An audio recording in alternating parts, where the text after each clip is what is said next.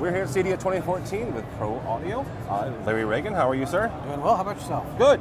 Good. I'll be honest, I've never seen, outside of a concert rig, speakers quite so large. Indeed. Kind of tell me about these large formats, and I think we're going to go take a look at some smaller format, but give me an instance where this would be put into a home. Sure. Each year, there are customers that are building very, very large theater projects. Sometimes they would be a 30-seat, 40-seat, and sometimes even out to 80-seat private theaters. Okay. So we'll have people with very large projects, and they have a extremely large room that they need to fill. If we try to use a traditional home audio speaker, we'll just kind of get lost in the space. So we need a speaker that can move a lot of air, create a lot of energy, so that at all those sitting positions, the customer can have that real cinematic experience. So this speaker, this is our SCR 3215. Okay. It has dual 15-inch woofers. It uses a large format horn, as you can see. Now, is this one? This is two pieces. Yeah, Okay. yeah, it's actually two pieces to make it easier for the dealer to install. Just making sure.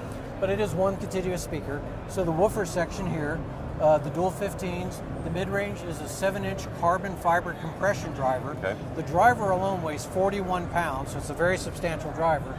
And then we have a coaxial compression driver on the top. This speaker is capable of output levels in excess of 140 decibels. Holy cow. So we're talking significantly beyond live rock concert Yes. levels. And of course, with a speaker like that, you need to match it up with a subwoofer that can keep up with it. Yeah. Okay, so this goes behind the screen then? Yes. Okay.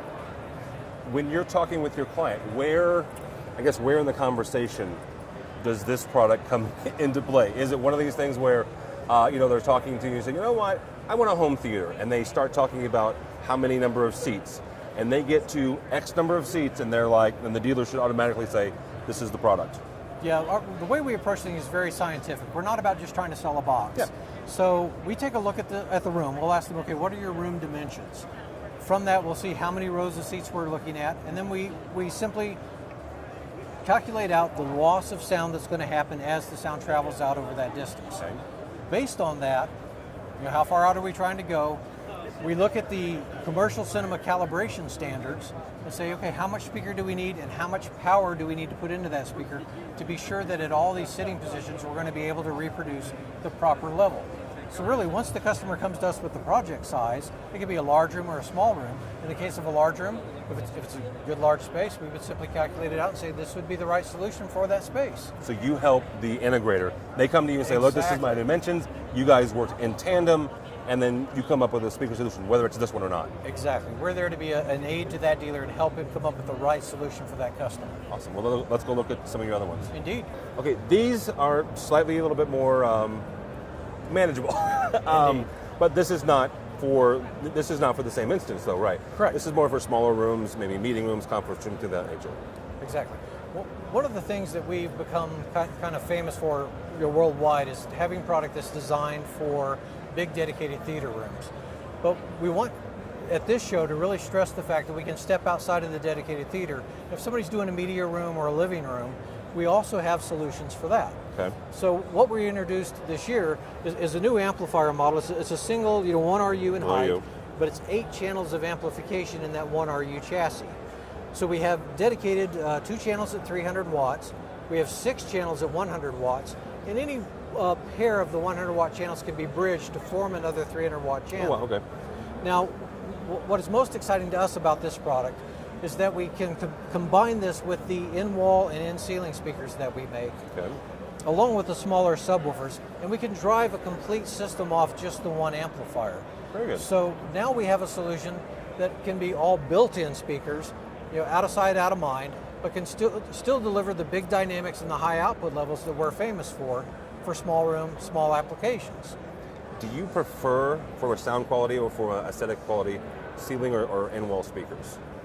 I think it's really a question of how well it's engineered. Either can be a viable solution, provided that it's been engineered to provide the proper performance to the client.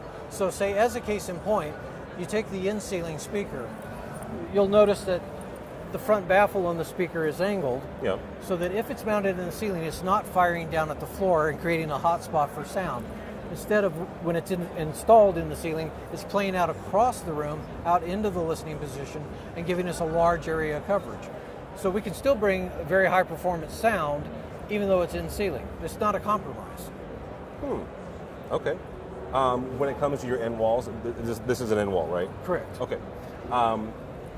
When it comes to the end walls, one of the things that folks some integrators are running into are power issues, especially when it comes to getting power and end wall and stuff like that, and resonance behind that, right? So you are in a theater.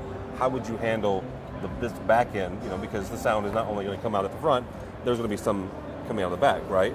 So how would you handle that? Right. As you notice, it does have an integrated back box built into Yes. it, and this is a welded aluminum back box. Okay. So very little sound will make it Very good. to the rear of the box. We've made sure that all of the sound is really designed to go forward. And then likewise, the types of drivers we use, because it's a professional grade driver, and we're using a compression driver on a controlled directivity horn, we're also focusing all of the sound coming out of the driver out into the listening area. Okay. That helps immensely as well. Very good.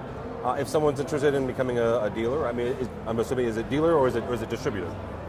A dealer, or internationally it would be a distributor. Okay. But yeah, they should just contact us. We'll learn about their company and be glad to work with them. Well, how they get a hold of you? They would reach us via our website, ProAudioTechnology.com. Okay. You can contact us on there. They can reach me directly, Larry at ProfessionalHomeCinema.com or lreagan at ProAudioTechnology.com.